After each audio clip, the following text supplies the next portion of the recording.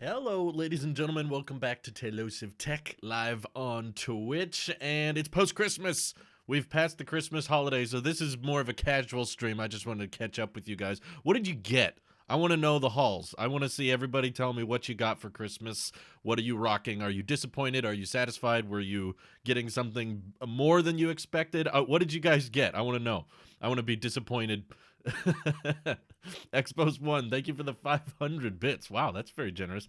And a Twitch Prime for 24 months, currently on a 12-month streak. He said happy holidays from Winnipeg. Happy holidays to Winnipeg from here.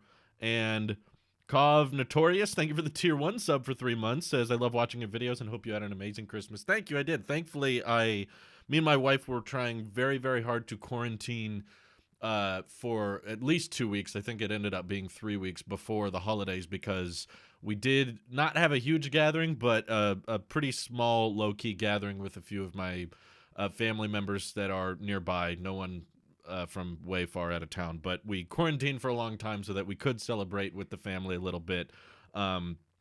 I think it wasn't very much. I think it was probably 6 people, so it wasn't crazy. But I did get to celebrate a little bit with my family. We got to exchange gifts and get everybody cards, and it was definitely weirder because I'm typically used to having a lot more people around for family Christmas time. But of course, everybody's distancing themselves and being extra careful. So, ooh, Rides Tech says he got a Bluetooth headset. Josh Lau got AirPods Max. Wow, did you get that yourself or did someone get it for you? Nathan says didn't get. Shoot, he didn't get crap. Sorry, Nathan, that sucks. That name's taken sub with Twitch Prime for 25 months. Wow, someone's good enough to 25. Appreciate that. Thank you. Dr. Aesthetics says my mom gifted me a MagSafe charger. Well, that's a good gift. I like that one. New pajamas. That's always a good one. I appreciate new pajamas. Skittles Beats got Logitech MX mouse. Works great with my iMac. I know a lot of people have got those. Paladin's Furry says, I got myself AirPods Pro. Now I need to find tips that don't push themselves out of my ears. Oh, yeah. You and me both. I've actually been using AirPods Pro a lot lately and been enjoying them. AirPods Max are gone, for the record, because, for some reason there were a bunch of people in the comment section on my AirPods Max review saying, he's going to end up keeping him. He'll change his mind. No, they're gone. Sorry. And if anything, AirPods Max have made me extremely grateful and impressed with AirPods Pro, because I've been using these for the past few days, and I'm like, dang, it's impressive that it can resemble so much of the AirPods Max experience in such a smaller design that's not as huge and enormous on my head. AirPods Pro are fantastic, yeah. Couple bits from Overachiever says, I've been really interested in that Elon versus Jeff thing because he's really giving Jeff Bezos a run for his money, and I have a big feeling even if Jeff hits 1 trillion first, which I think Elon will before him, Elon would blow right past him. Tesla stock went up over 800% this year alone. It's just kind of a depressing, sad thing to talk about. Who's going to have $1 trillion net worth first? It's like, I don't know, but I'm still broke, so does it really matter? Very Complex says, I got a MagSafe wallet, electric toothbrush, and shaver, some clothes and gloves, and Google Stadia from Google. Wow, Google gave you Stadia for Christmas? That's a nice present. Michael B72 says, I'm so happy because I got an iPad Air with the Magic Keyboard and Apple Pencil. Wow, that's quite a combo. Nice choice. Matt Apple 941 donated 240 bits, says, I got more HomePod Mini. Also, it was my birthday yesterday. Can you sing happy birthday to me? No, it's no longer your birthday. Your birthday's on Christmas Day? That's fascinating. Everyone, I'll give you the short version because I don't want to torture you with my singing. This is your birthday song. It isn't very long. Hey, that's what we do in our family. Your experience with the AirPods Max is like watching the Star Wars sequels and going back to the prequels. Yeah, Derek, I think that's actually not a bad way of summarizing it. Is like, I thought these were bad, and then I noticed it getting much worse and realized I didn't know how nice I had it. Yeah. After, my wife had never seen Star Wars, so a couple weeks ago we went through and watched episodes 1 through 9, and I gotta say the last 7, 8, and 9 were quite exhausting back to back. Just so much went on and so much confusion and so much explaining between all the movies. Those by far are some of the most difficult movies to explain to someone who's watching through the whole series. Very Complex says, I got you these bits for Christmas. Wow, thank you. Appreciate the bits. Um, Kov says, I love my AirPods Pro, especially when watching movies. That spatial audio is amazing. That I don't care about as much. I've tried spatial audio a few times, and it's just, eh. And I'm also just not the type of person that watch movies and TV shows on my phone or iPad very much. If I'm watching a movie, I want to be on the TV, and I'm not going to wear headphones when using the TV. But spatial audio is just like, it's really useful when you're doing something you would never do anyway. Like, actually, I was watching The Mandalorian while I was working at my desk, and I had it playing on my iPad while I was editing stuff on Final Cut. And because I kept looking away from the iPad, it was all very heavy on the left side of the AirPods. And I was like, oh, this is annoying. So I turned it off just because I didn't want it to be like heavy on one side or the other while I'm working on stuff. I don't want to talk about Mandalorian here because there might be people who haven't watched it, and I have plans on doing movie review videos on it. So we'll do that later. You'll see. Wait, what did I get for Christmas? Ooh, I got some very nice shoes, which is good because I haven't had new shoes since before I was married. I think I've had the same pair of shoes since beginning of 2018, and my wife got me these really, really nice Nike shoes. They're in the other room. I don't have them here with me, but they're the most comfortable shoes I've ever worn. Easily, by far, like no question. They you don't have to tie them. They're the kind that you can slip your feet into, and they're still really tight. They're not like slippers. They're not like just walk around the house shoes, but at the same time, like they stretch, they flex just the right amount that you can put your feet in them without having to tie and untie them. And like they're designed to work that way, but they're also tight enough that I can wear them when I go running and stuff like that. So I'm really happy with them. They're super comfortable. They're very light, and I'm just not really a shoe guy, so I haven't gone out and bought shoes in a long time. But now I got some new ones, so I don't have to, and it was very thoughtful. And I also got, lots of Christmas cards from family members and that kind of thing. But I definitely needed new shoes. My old ones were not holding up great, so that was a very thoughtful, appreciative gift. 100 bits from Matt Apple again, since I thought you knew. This is my new account. Oh, I knew. I just forgot. There's a lot of people. There's a lot of people with different birthdays throughout the year. I forgot yours is on Christmas Day.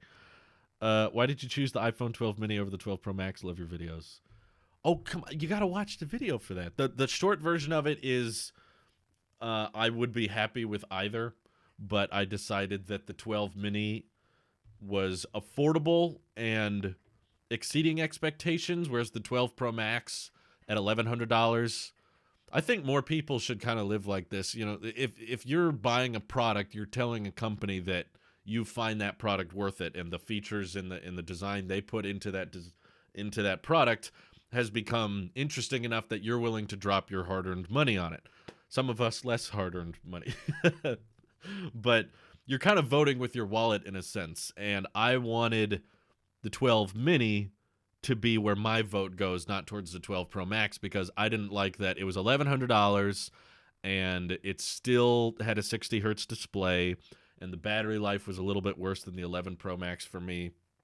And it's not that it was a bad phone. I really enjoyed using it, and that's why I did the whole video about how it was torn. I was torn on it, and I couldn't decide which one I wanted to go with because I really enjoyed using both. And size wasn't the issue. It wasn't a matter of like, oh, this one's uncomfortable to hold and this one's comfortable to hold. It was like, no, I could get used to this, but I could also get used to this.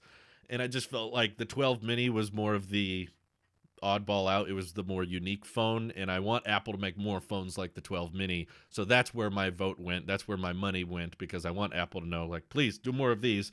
And I don't want Apple to do more iPhones like the 12 Pro Max where it's like, well, it's expensive, but we're going to cut short in a few tech specs because, tough luck. We can't get it to work, or supply chains aren't working. So I would rather the sales of the 12 Pro Max be lower than the 11 Pro Max than the 12 mini outsell the 12 or that kind of thing. Size does matter, but I'm happy with either or. That's the thing. It's the same with the iPad Pros. Like, I tried the 11-inch iPad Pro, and I thought it was really nice and very comfortable. And then I also used the 12.9-inch iPad Pro, and I think that size is really, it's like two different products almost. You like to get two very different experiences with the different sizes. So I'm the same way with the 12 mini and 12 Pro Max. And I skimmed through the smartphone awards. It was like a 25-minute video, and I was waiting to leave when he posted it, so I didn't have time to watch the whole thing. But I used the time code chapter thing to skip to the answer for every part of the video. So I know all of the smartphones that won the MKBHD awards, and yeah, they were good picks. I don't really have any huge criticisms. I liked what he chose. I don't really know why it matters. I see a lot of people get really angry or upset about smartphone awards that some YouTuber puts out. It's like, why does it make a difference or something? It's just some guy saying, I think this phone deserves this trophy. And sometimes people disagree with him on that, and they go, no, you should give this trophy to someone else. It's like, who cares? Like, let him do what he wants. Like, I never thought it was that big a deal. There were times in the past where I was like, really? You want to give the trophy to that? But okay, whatever. Never felt like a huge deal to me. But this year, I didn't really disagree with any of them. Yeah, I was like, Z Fold 2, that's pretty massive improvement over the first gen. And 12 Pro Max got best camera. I was actually kind of surprised by that. I thought he, for the past few years, has always kind of leaned more pixel, but this was, I can't remember what he gave in the last few years. I'm not sure if an iPhone has ever won best camera, but I did find that interesting. He's talked about it on live streams before. I wasn't expecting the 12 Pro Max to win MVP or whatever. What's it called? The trophy for like the best phone of the year or something. Like he's more of an Android guy anyway, and he's explained in live streams that the MVP award is like, it's not supposed to be the best overall. It's not just about putting the best numbers. It's supposed to be like, the reason for giving MVP is different every year. It's not always going to be about being the most affordable bang for your buck. It's not always going to be about having all the best features packed into one phone. It just kind of changes as just like, we decided this one was the coolest and complete package, and S20 Fan Edition's a good choice. I don't disagree with that. I'm like, yeah, that's a solid phone. I haven't used it myself, but looking at the tech specs and looking at the reviews, and I watched different YouTubers try out the S20 FE. I'm like, yeah, it's a reasonable choice. It's subjective, of course. It's going to be different person to person. I would not give MVP to the S20 FE, but it's his show. He can decide how it goes. It's not like a crowdfunding thing. It's not like his audience decides who wins. It's up to him, and that's fine. So yeah, it's cool. Zirialo, thank you for the 100 bits, says, I don't see you complain about the battery life of the Mini. Well, the reason is because in my current lifestyle, it's not been an issue. I'm still ending the day with the 12 Mini at like 20-30%. And in vacation time, I haven't really been using my phone that much. And I don't have work apps on my phone, really. I mean, I have Mail and I have YouTube, but I don't. I use my personal account on my phone. I don't use the Taylosive Tech account, and I'm not subscribed to any of the Taylosive channels. So when I use YouTube on my phone, it's not. I don't see anything work related. It's all just my personal subscriptions and that kind of thing. So I don't see how the channel's doing. I don't see the number of views videos are getting, and battery life has been fine for me on the 12 mini. It gets me through the day. The only time 12 mini was a bit of an issue was when I was on my road trip last month, and I was driving around a bit and using it with GPS and stuff, and kind of using it all day and taking photos and videos along the way. It's like, yeah, that's when you have to kind of plan around it and get ready to charge it. But that's honestly just a handful of days throughout the year, especially with the pandemic. It's not that common of a thing. So it's like, okay, 3 or 4 days out of the year, I have to plug it in or charge it while I'm on the go. Okay, whatever, big deal. I'll put up with it. And we're getting new phones in September, so it's not even a year away. So, yeah, battery life's not been an issue for me in the day-to-day use. Let's see. iPhones should have won, honestly. I don't think they should have. It's up to him. I think he should choose what he thinks deserves the trophies. So he did that, and I'm in favor of that. The job of Marquez isn't for him to pick all of your favorites. That's not the goal of the awards show. That's kind of him awarding companies for what he think went well and what didn't go well. I would be close to saying the 12 Pro should have gotten biggest bust of the year, but he went with the Note 20, which was probably fair given it was like $1,000 with a plastic back. I honestly kind of forgot. I would have maybe given the biggest bust to the Surface Duo, but I don't think he wanted to hate on that because he worked really closely and met the design team of the Surface Duo and that kind of thing. So he's pretty close with that design team and all that. So it'd be pretty mean for him to be like, and I decide you guys get the biggest bust of the year.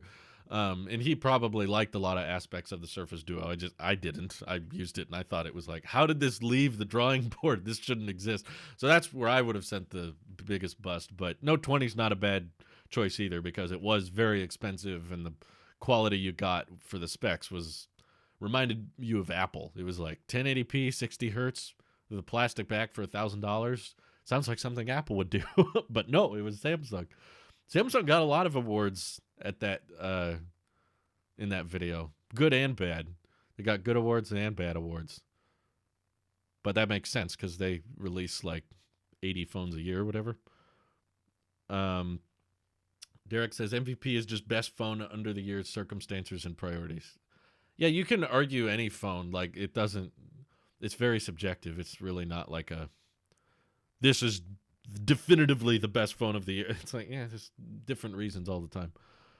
But yeah, the best small phone award. I'm glad the 12 mini got that, but it kind of didn't have much competition. There wasn't really much other phones getting that best small phone of the year. Like there were other smaller phones, but none of them were as small as the 12 mini, so it wouldn't even be. It would feel kind of weird if we went with something like the Pixel 4a for best small phone because it would be significantly larger than the 12 mini. So it's like, is it the best if it's not as small? Like, I don't know. I'm glad that category exists. I heard that after a while, the MagSafe Duo slows down to like 6 watts. So if I use a 5-watt charger, will it stay constantly at 5 or go down? What about a 12-watt? I don't have a 12-watt brick to test it with, but when we unboxed the MagSafe Duo and tried it with the 5-watt brick, it did not work. So I don't think I don't think it'll turn on at all. Like even if you plug in 5-watt to MagSafe Duo, it won't even charge the watch. Like it just flat out doesn't work. I bet 12-watt would do something, but like I said, I can't test it myself. But the 18-watt brick that shipped with my iPad Pro, that works with MagSafe Duo. I haven't heard that it slows down to 6 watts. If it does, it's probably because it's just getting up to 100% or something like that. Why do you call the 12 Pro a bust? Sure, the differences between it and the Pro Max are strange, but from what I've heard, sales-wise, it's doing just fine. Well, sales doesn't mean it's good. You know, something can sell well and still be bad, but I just mean the way he was describing the biggest bust of the year. He was like, this is not necessarily a bad phone. It's just the way it's priced compared to everything else that came out with, it looks pretty bad. And when he said that, I was like, oh man, maybe he's going to choose the 12 Pro because it's so similar to the 12 and just not overall worth it. But nah, it's a bit of a stretch because the way he was describing it was the Note 20 isn't necessarily a bad phone. Like you can buy it and use it and get by. It's not like biggest bust just goes to the most unusable phone or the most broken phone with all the biggest software issues. That's not what biggest bust was for. It was just kind of like waste of time phone of the year or the phone that everyone should stay away from. No, I agree. S20 is a better choice. I just forgot it existed while I was watching the video. And I just heard him say, you know, it's not necessarily that the phone is bad, it's just the way it's priced. I was like, oh, I think he might go 12 Pro. You can't sell a $1,000 phone with a plastic back and a 60 hertz refresh rate. Other than the plastic back, yeah, that's pretty much describes the 12 Pro. And it's not that I think 60 hertz is bad or that 120 hertz is like a must-have feature. It's more so like if you're going to be spending $1,000 on a phone in 2020 or 2021, I feel like that should be a standard thing. Like if you're saying 60 hertz is fine, I can get by with 60 hertz, then you can make the argument that an iPhone 12 or 12 mini is fine for most people, and they can get by with that. Or even an iPhone 11 Pro, which is going to be cheaper, not from Apple anymore, but if you find it elsewhere, it's going to be under $1,000. That also has OLED 60 hertz and a great camera system, and ultra wide, and telephoto, and 4K at 60, and all those great features. But if we're talking like, okay, it's the end of 2020, moving into 2021, and you want to drop $1,000 on a phone, including 60 hertz, does feel like come on. If I'm dropping that kind of money, it should be like best of the best, no compromises, all out specs, just no downside. Like I want something to be significantly better than the $800 or $700 phones in the lineup. If it's gonna cost me an extra $300-$400, I want something a little bit more noticeable than LiDAR and a telephoto lens. That's just where I stand on it. In the MKBHD podcast, he predicted that the 13 Pros will be the bust of the year next year if Apple doesn't include promotion and to get rid of the notch. Yeah, they're not getting rid of the notch. I have given up all hope really on the reduced notch or eliminating the notch thing, mostly because I know that majority of people do not care, and it's probably in Apple's best interest to not invest, hundreds of millions of dollars into supply chains to make sure that there's a little cutout that shrinks or something. It would slightly appease the tech community, but average consumer does not notice that type of thing. And I get that that's kind of the same thing with promotion. Average person doesn't care about it, but my point is, a notch is a notch. It's still going to be there, whether it's smaller or whether it's a camera hole. There's still going to be a little intrusion at the top of the display that you have to put up with and kind of ignore. And I personally think that even in the pro field, even in the pro market, reducing the notch it's not a functional thing. I guess aesthetically it might be more pleasing. There might be some people out there that would rather have a smaller notch over 120 hertz, but the other phones that don't have notches don't have Face ID. So it's kind of, I think, kind of justified. I know that Face ID isn't the best in the pandemic, but I think that's a better argument to bring back Touch ID, not eliminate Face ID, especially with all the Memoji stuff they're always pitching. Like, it makes more sense to keep Face ID around for the long haul and instead just tolerate it. But yeah, we all thought the notch was going to shrink when they were working on a 5.4-inch iPhone, and they didn't shrink. So after this, I'm convinced that Apple's keeping it for the long haul. They're okay with it being a bit of a iconic look that separates iPhones from competition. And also, the big difference with the notch, the big difference with adding ProMotion versus eliminating the notch is eliminating the notch is going to require a whole lot of work, a whole lot of re-engineering, and a whole lot of technology that's probably in its infantile stages, that would likely drive up the cost of the iPhone pretty substantially. Whereas 120 hertz is just a supply chain thing. It's like they're going to be buying display panels from Samsung and LG anyway. It's just a matter of, can you make sure those reach a certain specification? So adding them should not increase the price, in my opinion. If it does, it kind of sucks.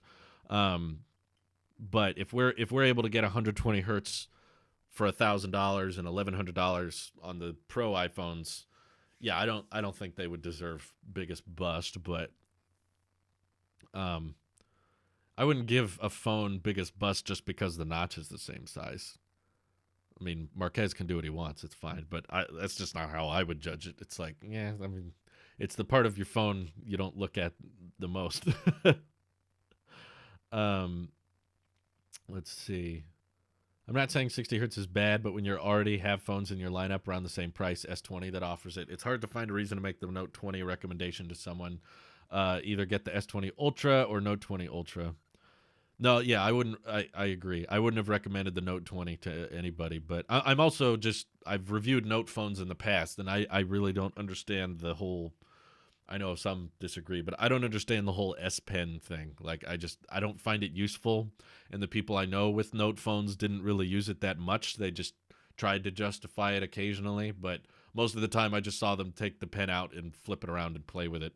but they never actually utilized it for anything. Like, if you're going to have a stylus, I feel like a smartphone display is too small for anything meaningful, which probably explains why Samsung is planning on ditching the Note line. I think either next year or the year after, they're not planning on doing any more Note phones, and they just want to do S Pens on the higher end version of the S series.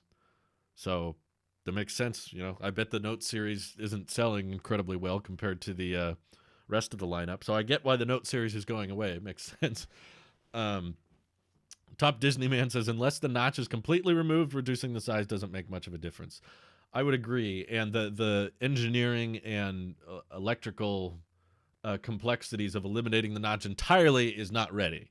It's not going to be ready next year, and I don't think it's even going to be ready in the next 2 or 3 years, because the type of tech you would have to implement into the iPhone to get rid of the notch so that there's nothing at the top is likely going to require some type of transparent displays, and that is very much in its infantile stages. Like, it's so far away from being mainstream. It's being done in small, not very popular smartphones. So if you only have to build 100,000 of them, it's not that complicated. But with Apple, you have to do millions and millions of something at scale and affordably for Apple to implement it. So my point is, by the time Apple is ready to eliminate the notch and do a transparent display to hide the sensors, other Androids will have been doing it for years at that point. And I'm not saying that because Apple sucks. They're always late to market. They got to wait later and then claim they invented it. I'm not saying it because of that. I'm saying it because Apple has an extremely high number of unit sales compared to the rest of the market. There's lots of different Androids, but they're all from different types of companies, whereas iPhone is like one of the most single companies with the most sales, because Apple, compared to their competitors, doesn't release that many phones a year. So if they want to implement something, it has to be scaled to the point of they can produce tens of millions of them in a short time frame. So if they can't build those displays at that high volume, then they're not going to do it. And that's frankly the reason why other Android phones are able to implement more high quality or more futuristic features, because they don't have to build that many, because the demand's going to be lower. So that's why I don't think the notch is going anywhere soon, because Apple knows if they just reduce the size of the notch, it's still there. It's still an intrusion, and it would be a whole lot of work for Apple to go through just so they can bring the battery percentage back or something like that. So I think Apple's keeping the notch as kind of a iconic, it works. We're seeing tremendous sales with the notch, so it's not like it's going to be the end of the world to keep it. But ProMotion, I agree. It would be very disappointing if they don't have ProMotion next year. And I'm standing by my word when I say, if there's no 120 hertz on any of next year's iPhones, then I'm not upgrading. I'll just keep the 12 mini for another year. I might buy the new iPhone to review and just be like, okay, here's the new extended dynamic range feature, but then I'll return it. I don't need an upgrade, because it's not because 120 hertz is a must-have. It's just because this is so good. I love it. 12 mini is awesome. No, Kuzith, you're not the only person who feels like the notch isn't a problem at all, because you know how I know? When I was visiting my family yesterday for Christmas, they have cable TV, which I do not have, and I am fundamentally against it because it costs money and there's so many commercials. But during so many commercials I saw on the holidays, I must have saw 10 or 11 notchless phones in commercials, because you know how all the commercials on TV and stuff use like simulated screens. For whatever reason, they can't just have an actual phone. They have to have like a CG screen that they paste on top of a real phone. And all of the simulated screens on phones in commercials did not have a notch, because animators don't want to go through the trouble of adding the notch in there. They all have just edge-to-edge screen on the phone with the ad or with the app that they're using. And you know what? No one ever brings it up. No one ever notices like, whoa, look, that commercial has a phone with no notch in it. And it's like, all the commercials in the world have these phones without notches and no one cares. It's just a phone. It's just a little display. It's like not a big deal to people. So in side-by-side, sure, it's like, okay, the notch is smaller, but even the pro market I don't think would upgrade for that. Whereas I see a lot of people that would say they would upgrade for 120 hertz. That's a fairly common comment I see. Let's see. Do you think there's any way to merge the sensors into the bezel or something instead of transparent display? Uh, if there is a way to do that, it's probably way more expensive and complicated than a transparent display because that's tech that exists. You know, there are TVs and there are even prototype smartphones that have displays that can go opaque and let the camera from behind the screen look through it. That's tech that exists. But getting the camera sensors and all that in the earpiece and the front facing camera to shrink to the size of the side bezel, it would probably require them to be about 8 to 10 times smaller than they are right now. So if they wanted to shrink the cameras and not compromise their performance and the dot projector and the infrared scanner and all the tech that goes into Face ID, if they wanted to miniaturize all that 10x, that's probably tech that doesn't really exist, or if it does exist, it's insanely expensive. So that's why I would say it's not a shortcut. That would, if anything, be more complicated than just scaling production of displays that can go opaque for the camera sensors, which does exist. It's just can't mass produce it at scale yet at an affordable price. Okay. Do you think that if you love the Mini enough, even if there's 120 hertz next year, would you possibly still return the Max? Maybe, but I don't know. I'm still a pretty big fan of 120 hertz. The thing is, I didn't hate the Max size. Like, that's why I was so split on it. Like, I enjoyed using a big phone like that. I have used big phones for the past few years. It's just that this is kind of a breath of fresh air, and I do enjoy the form factor, but if I go back to a big phone, I'll probably get used to that and get comfortable with it. So, and my wife has also expressed interest in this phone, so she said next year she wants the 12 mini. So, if there's 120 hertz, that would be the one thing to pull me away because I notice it on my iPad Pro every day, and I I even went back and watched my 10.5-inch iPad Pro unboxing from 2017, which was the first Apple device to have 120 hertz. And I went back and watched that video of me looking at the screen move for the first time, and I was just like, whoa, this is the coolest thing ever. And I was like, man, yeah, even back then I noticed it instantly. And because of that, I think that it's going to be the same thing when the iPhone gets it because, like I said, it's a very noticeable and appreciative thing on the iPad Pro currently, and I've wanted it on the iPhone ever since the iPad Pro has had it. So that's just the one last thing that would pull me away from the Mini. Plus, you know, better battery, better camera, all that stuff that comes with the Max. But I don't really see a situation in which they adopt 120 hertz and then I go, nah, I still want the Mini because it's like I like the smaller form factor and all that, but not like it's just 60 hertz. If the Mini had 120 hertz, I would probably get that, even if the battery life wasn't great. I'm a bit surprised that the MagSafe accessories market hasn't blown up as much as I was expecting. Kind of disappointing. Well, the market for certain accessories is never that quick. It's never like MagSafe is still relatively new. I mean, the new iPhones didn't come out until end of October, so it's been 2 months. I mean, it takes a little while for that kind of mass market adoption. Um, Real Kuthis says, I always see so many people complain, and I'm like, bro, have you even tried using a phone with it? Yeah, that's the funny thing, too, is I used a phone without a notch. And OnePlus, actually, is the company. They did the 7 Pro with no notch and the pop-up camera.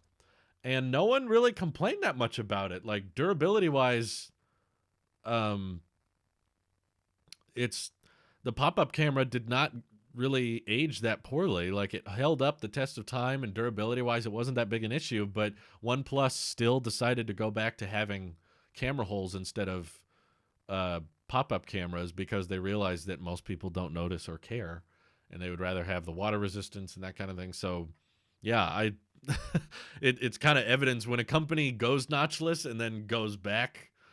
It's like, well, there must be a reason. No, I'm not. No one's going to jump on you for saying you don't notice promotion. There's a lot of people who don't notice it. It's just one of those things that you see it or you don't. And when you do see it, you appreciate it greatly. Kuzith says, "Is that a gold Tailosive logo in the background, or am I blind?" Yes, Kuzith, you are blind. You you cannot see anything. Imagine what Kuzith would do if his vision just went out right now as he said that. No, it's a wooden one. It was sent to me by a fan who made a box. It's not gold. It's made of wood. He sent it in a box with it basically has like charger cutouts on the back, so you can put a Qi charger in it and an Apple Watch charge puck in it. Though it is kind of large and doesn't fit on my nightstand very well. It was sent to me by someone named Aaron from Germany, and I don't use it for charging, but it does look nice, and I would never throw it away because it's probably one of the coolest pieces of fan mail I've ever seen. I'll get it. You know what? As we're talking about it, look at this. Look at this thing. So you'd put your Apple Watch charge puck here, and then you'd put your Qi charger in the back. And it's really well made. It's like very smooth. He sanded the edges, and he went with the grain on the front. It looks very neat. It's well built. And so I just used the charge puck to like hang it on the wall. And he also made packaging that goes with it, which is really cool.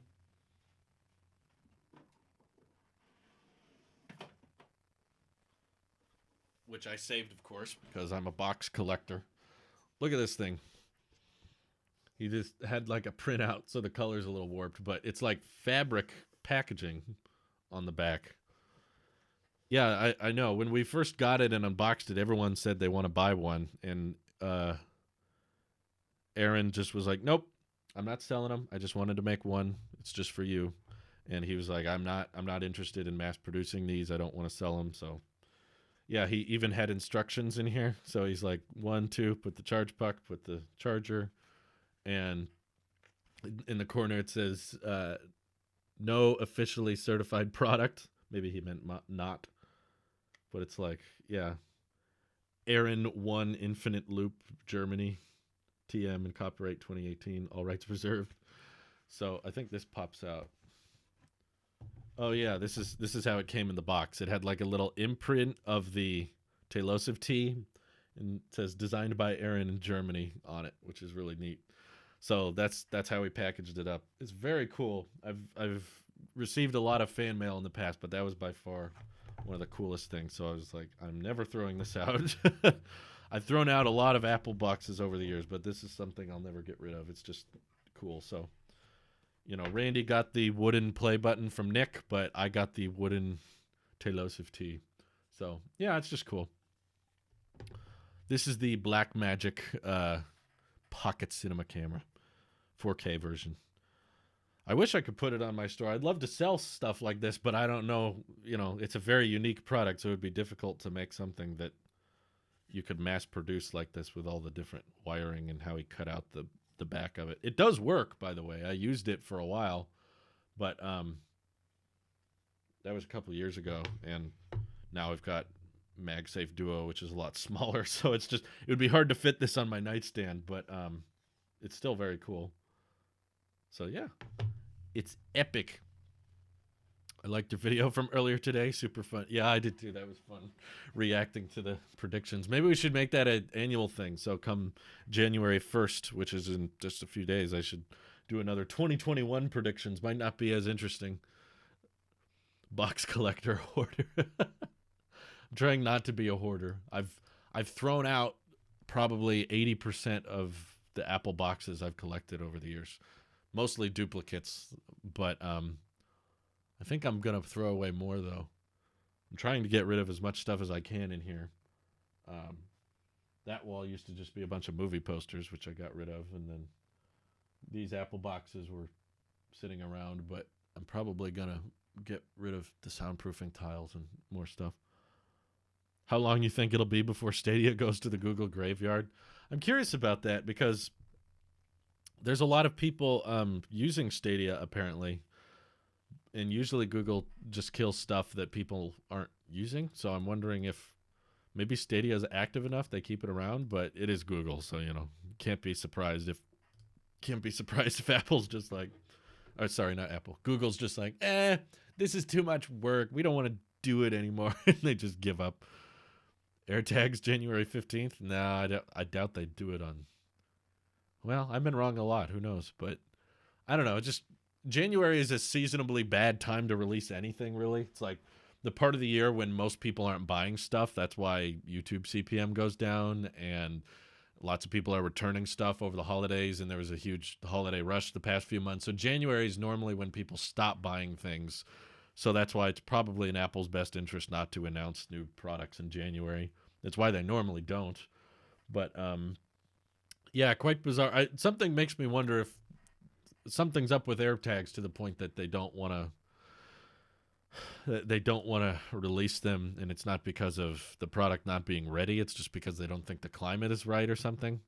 Like maybe it's just because of the pandemic and they feel like people aren't out and about losing stuff that much anyway, so why launch it? But I really don't know. It feels bizarre that they've been this ready. Like that support video they revealed the AirTags name in on accident. That was like early 2020, wasn't it? It was like February or March or something. Like, so Apple's confirmed they exist unintentionally. They've like confirmed that's a real thing, but that means they were at least somewhat close, right? If the marketing team was close to thinking, oh, we should have this reference to AirTags in our little iPhone customer support video, like they must have been pretty close, right?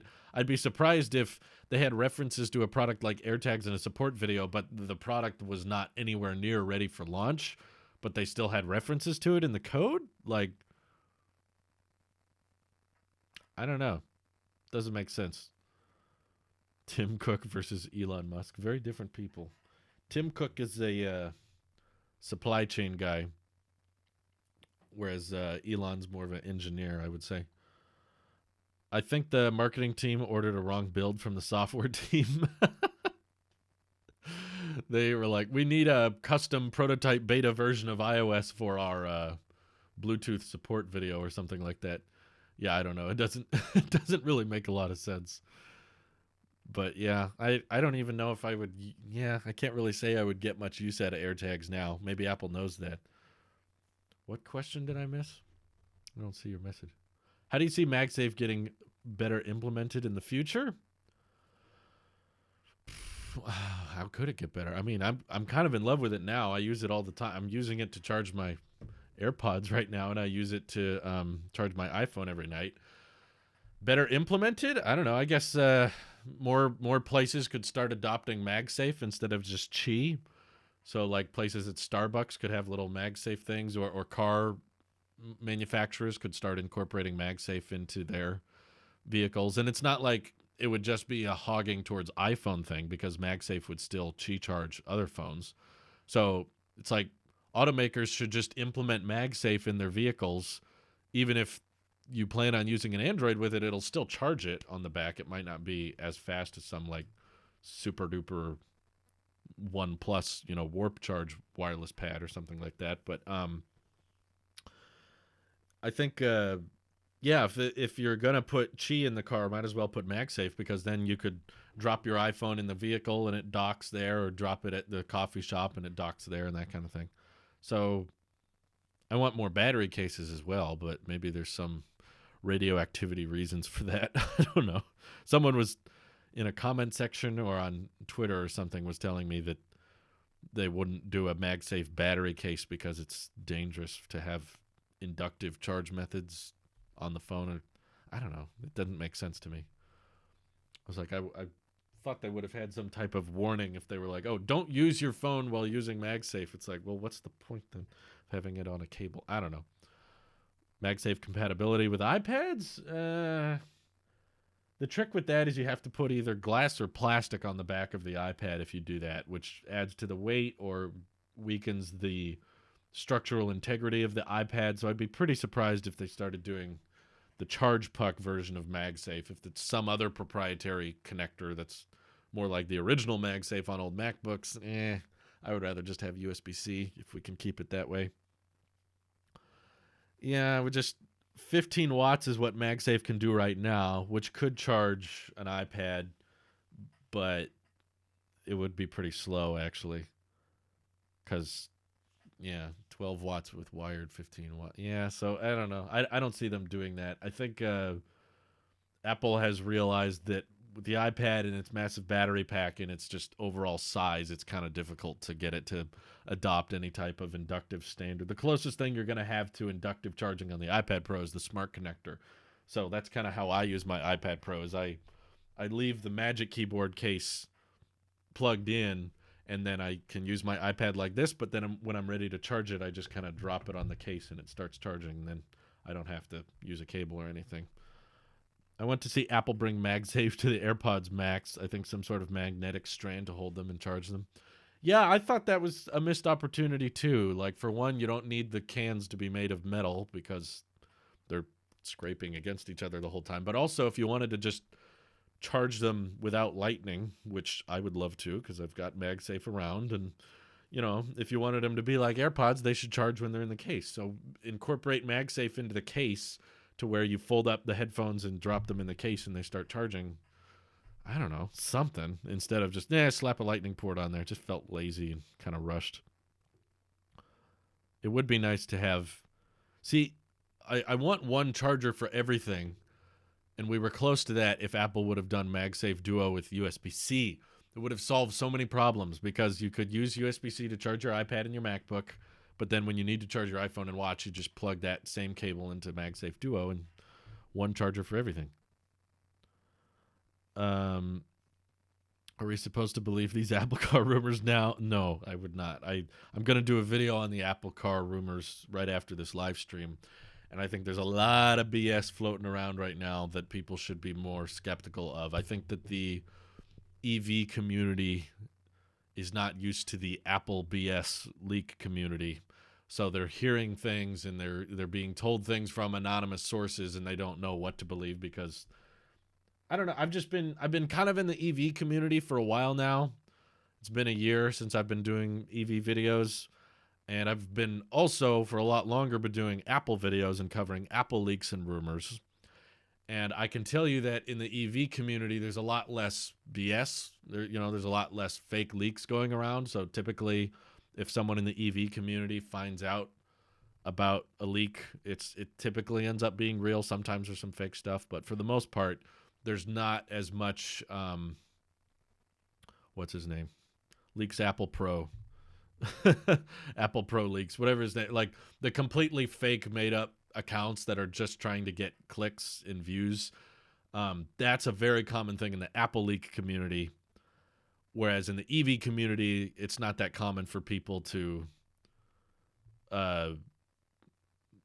make up stuff so that they can get likes and followers. And everyone's trying to be the next Coin X with these anonymous Twitter accounts and that kind of thing. So I think that's what's going on in the Apple car development right now. Is there's a lot of people that are like, well, iPhones are getting boring. The Apple glasses always feel like they're 3 years away. So what are we supposed to talk about? How do we get more leaks for Apple? How do we leak more stuff for Apple so that we can get more clicks and keep talking about Apple products and that kind of thing? So now the BS Apple leaks are coming to the Apple car reports and the EV community. I don't mean this as a negative. I'm just saying in general, I think the EV community is a bit more gullible. I think people who follow EVs and cover leaks and that kind of thing will believe anything they hear about the Apple car because that's what they're used to hearing with leaks. Because I've been covering it for a while. Like when there's a leak for the GM Hummer or where there's a leak for the Ford Mach-E, it's almost always correct. And same with Tesla. I'd say like 90% of there were a few leaks that Green the Only put out for Tesla that ended up being wrong. But 90% of the time when there's leaks about Tesla adopting something or Tesla going to introduce this, most of the time it ends up being correct.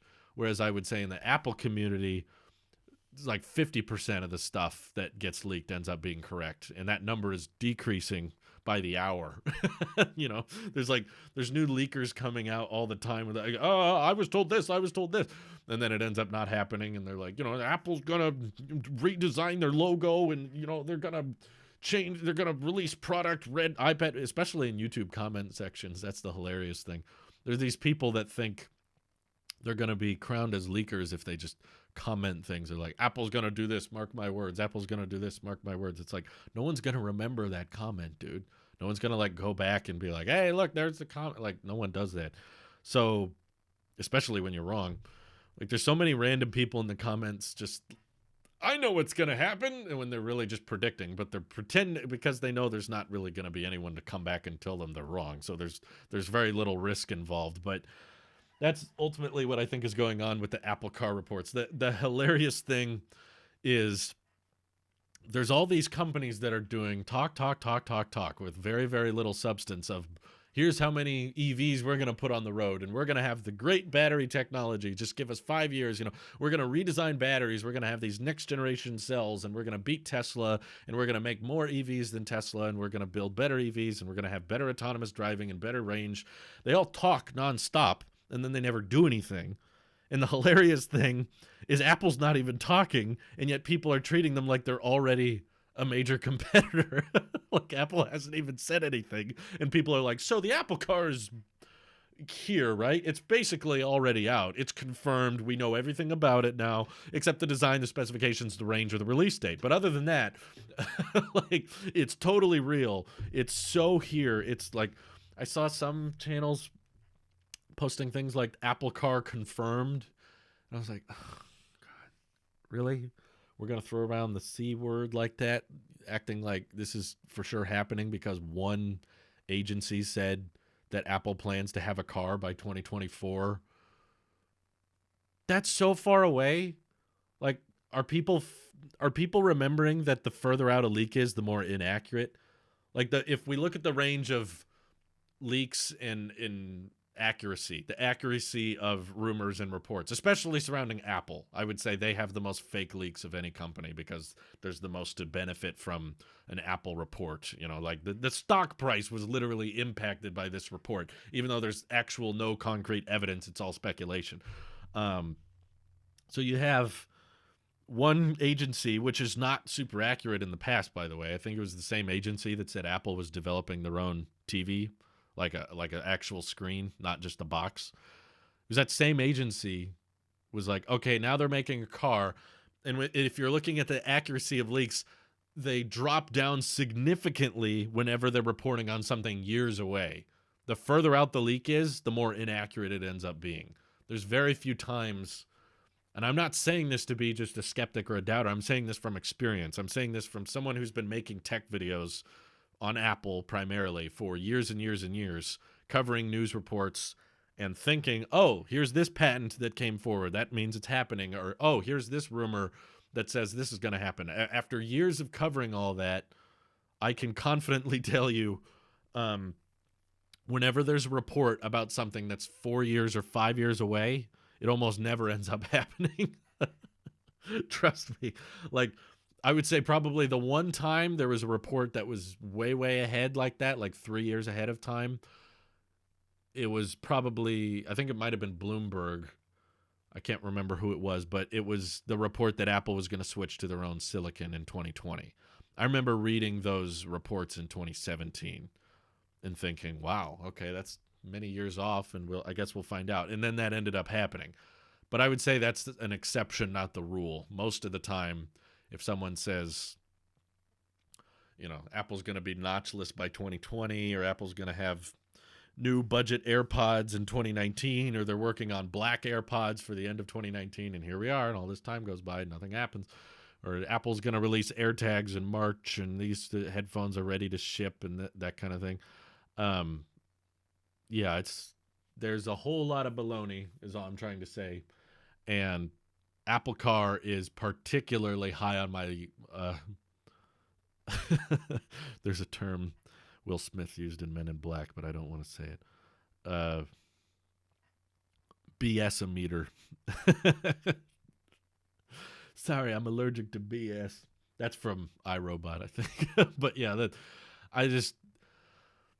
especially reading the report and how vague it all was. Like, Apple is planning on using game-changing battery tech using lithium iron phosphate, which is like, okay, Tesla's using that now. And then they're like, and also they want to use a monocell design, which Elon Musk himself even commented on. He was like, chemically speaking, that's impossible. So they might be talking about a structural battery pack. Basically, the report said Apple's working on a car. It's 4 to 5 years away, and they're using all of the same techniques Tesla announced at Battery Day. That's basically what the report was. And people all just ran with that as, oh, this is fact. This is confirmed. It's totally happening. How far out were leaks for the iPhone 10? There were a lot of leaks for the iPhone 10 about a year before it launched, but they were very inaccurate. Like, the one consistent thing about the iPhone 10, it wasn't like 3 years away leaks. It was like maybe a year and a half. There were reports that in 2017, Apple was going to release an iPhone with OLED. But that was it. It wasn't like it was going to have a notch. It was going to have Face ID and the home button would be removed. The leaks were basically just there would be an OLED display on an iPhone by the end of 2017. And a lot of people, when they heard that, just did exactly what envisioned that Apple would do exactly what Samsung was doing, which was just OLED displays that curved off on the edge a little bit, like all the Edge phones. When did they start doing that? Was it the S6 Edge? Was that back when they had the flat phone and the Edge phone? It was like you could get the S6 or the S6 Edge. People are like, oh, Apple likes Samsung's Edge display technology. They're going to incorporate that into the iPhone. Obviously, they were very inaccurate, and there were tons of leaks and patents leading up to the iPhone 10 launch that were suggesting Touch ID was going to be in the display, and there'll be no notch. It'll just be an edge-to-edge screen with maybe a little camera hole. OLED iPhone 8. Yeah, we called it the iPhone 8 back then. So they were not very accurate, and that was when they were a year away. Now we're talking about leaks that are suggesting things happening like 4 years, 5 years away, which is almost always wrong and especially something this big. I know we like to pretend that iPhones and cars aren't that really different, right? It's a computer on wheels, and they got a battery and they got a screen, right? So Apple could make a car. It's like, I'm sorry, they're so drastically different, though. Like, building a car, like, Apple doesn't make a lot of products you can get inside of. That's not a very common thing. I don't think they've done that ever. I'm trying to think, other than buildings like Apple stores. That's not the same thing. Like, building a car is just infinitely more complex, and also building it profitably is not easy. And I honestly genuinely think if Apple wanted to make a car and they wanted to be competitive in the EV space, they would have done it by now. I think it's too late, to be honest with you. Like, even if they released a car tomorrow, I think it's too late to catch up with the rest of the industry with EV adoption and battery tech and autonomous driving. Like, Tesla has a stupidly high lead on everybody.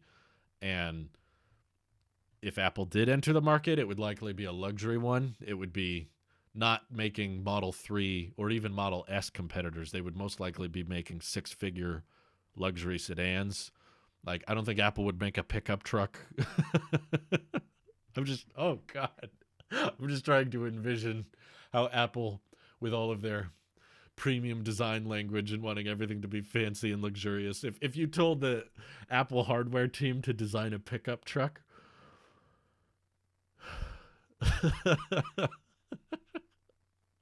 it would be the prettiest pickup truck of them all.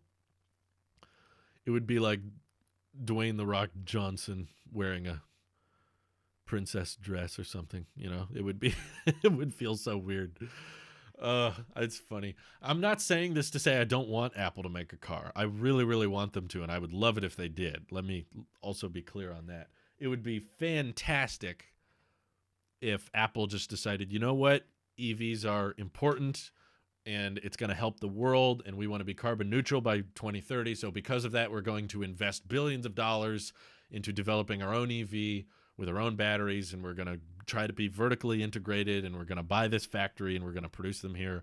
And they have the money. It's not a question of money. That's I think everybody can agree. Apple has more money than anybody, and the only reason Tesla's been able to do all the stuff they did is because they put their money in the right places. So Apple could totally do what Tesla is doing if they wanted to. It's just a matter of will they, and my guess is no. And I think a lot of these reports are bogus. I think they're made up, and I think that they're doing them for clicks or their own personal gain.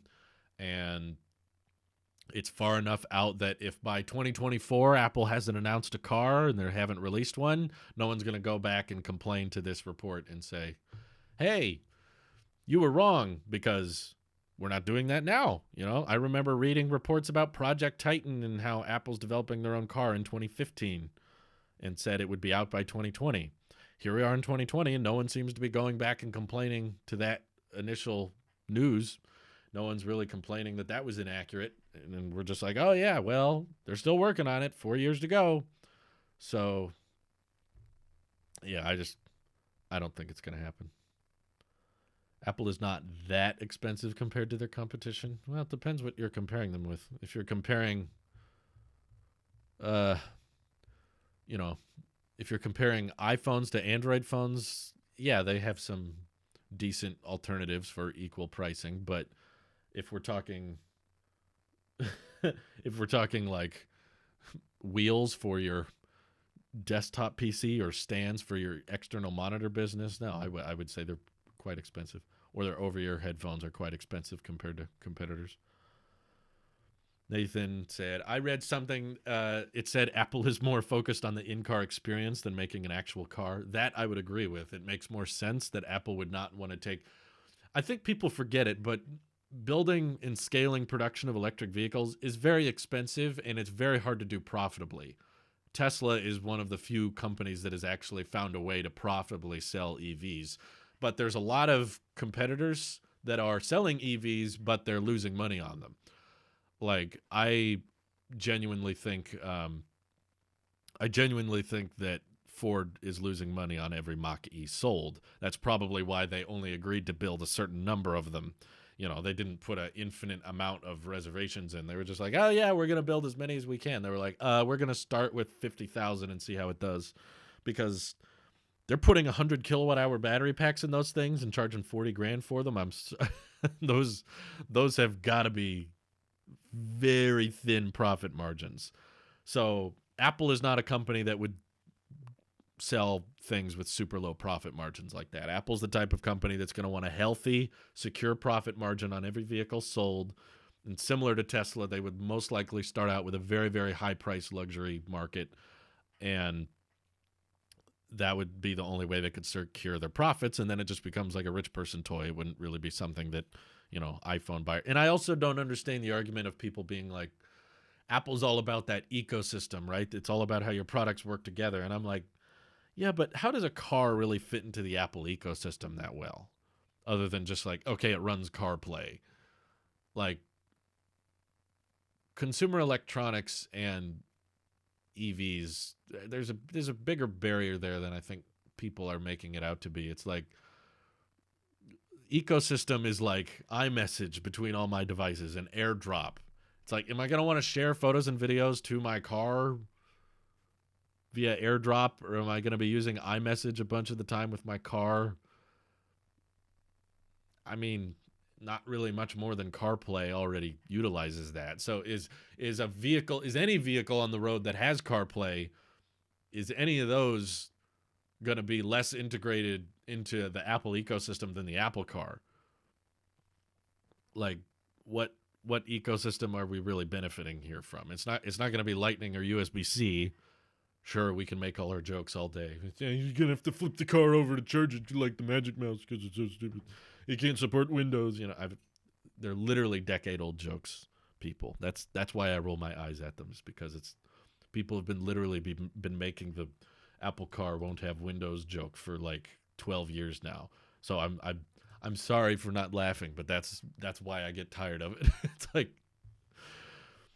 how many times can the chicken cross the road, Yeah, and there's already like BMW vehicles with the car key feature, and that's more believable to me. Apple making in-car features that they license out to other cars, and other car makers can implement their software or their full self-driving computer in the future.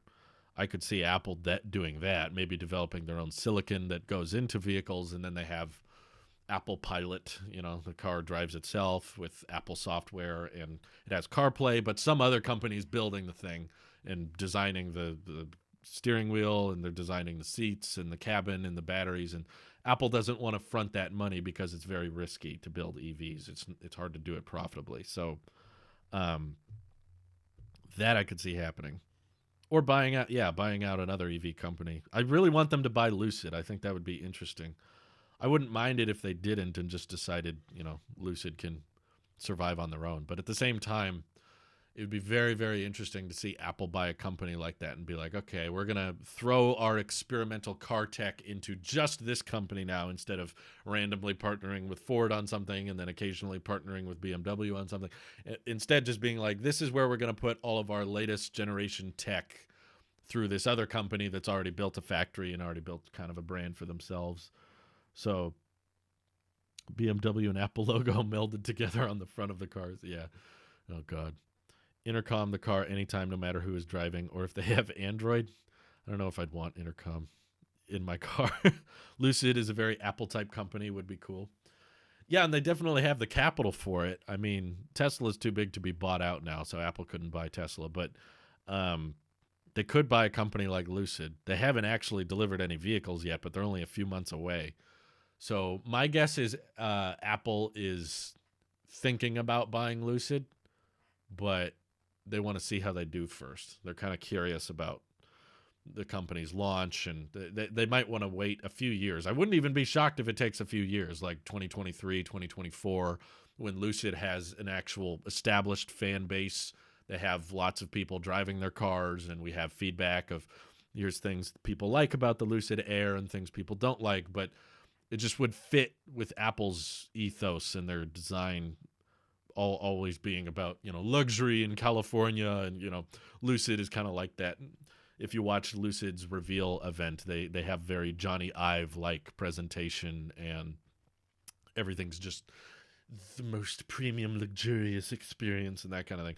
So if Lucid goes into the EV market for the first time and they're having a hard time with profitability and they're struggling because they're like, well, we're trying to sell these six-figure vehicles, but not enough people are buying them, or it's a lot more expensive to build them than we thought it was going to be, and we can't change our prices, and they're like struggling to stay afloat, then I could totally see Apple just floating in and being like, hey, we'll give you billions of dollars and all of our Apple ecosystem integration, and you'll probably get a lot of attention because we're Apple and people like Apple stuff, and we're a very well-known brand. So if we have your cars, and who knows, maybe we've got Lucid Airs showing up in Apple stores. How cool would that make an Apple store if not only can you play around with the iPhone and the iPad and listen to the HomePod and try out AirPods Max in one section. Apple Store's got all this stuff to play with. In the back, we've also got this really cool car that people can hop in and play around with the screen and, pretend they're driving or whatever and sit around and mess around. It could just something to integrate into the ecosystem that's supposed to be kind of like a dream vehicle for a lot of people. It'd just be like, well, it's really expensive, but one day, hopefully. And then, of course, Apple will announce their financing options, be like, oh, if you got the Apple card, you can get the Lucid Air with 0% APR and finance it on a 13-year plan or something stupid like that. But the car should have wireless charging. Just drive on something, it'll start charging. There are a few EVs that already do that. It's very slow and inefficient, but it can be done. The expensive part is incorporating, you can't just use a standard Qi coil for an EV. You have to use a big, bulky, high-powered inductive coil that you have to incorporate into a parking spot or into the street, which is very expensive. So it can be done, but it's not really that practical because of how much it costs right now. If there was some way to, do it really affordably, maybe it would be different. But what would be more interesting to me with an EV is something Tesla's already working on, and Elon has since said that they plan on mass producing it, is the snake charger, which is basically just an EV charge plug that can move all by itself. Looks like a snake, and your car just parks next to it, and then the plug goes and plugs in. So I like wireless charging with my watch and my AirPods and my phone and all that, but when it comes to a car, I would rather have just the little snake charger, because you could probably move that around with you, It'd be very, very difficult for someone to install a giant inductive charge pad in their garage, um, whereas it wouldn't be as tricky to install a little snake box or whatever that just has a little cable that comes out and it has a little camera on it so it can see where your charge plug is and plugs right in. And as long as you don't bend over while you're near it, you should be fine. Other car manufacturers wouldn't want to partner with a competitor. Yeah, probably not. iPads on the back of the front seats. I think that's kind of going away because people are realizing that kids and parents just have iPads anyway. So it would be fairly expensive to incorporate iPads into the back of the seats, but probably reasonable to assume that kids or people that can afford to buy cars that nice, they probably have their own devices that they use inside that they can also use in the car. Wouldn't like that amount of power being transmitted wirelessly. Well, it's been done. You can look it up. There's several companies that are doing it. I think there's even a few EVs on the road that can support it. It's just very pricey and not very fast. And with EVs, typically, you want a bit of a faster charge because, range and road trips and that kind of thing. Phone, you can use it while it's charging. Car, can't use while you're charging, and they use a lot more power. For made for iPhone controllers for Apple Arcade. I mean, you can still, there's accessories they make that let you put iPads on. You can bring your own iPad into the car and put it on the back seat. It's not, it's just too much work. Teslas are very futuristic vehicles, and they don't have displays on the back seats, which is fine.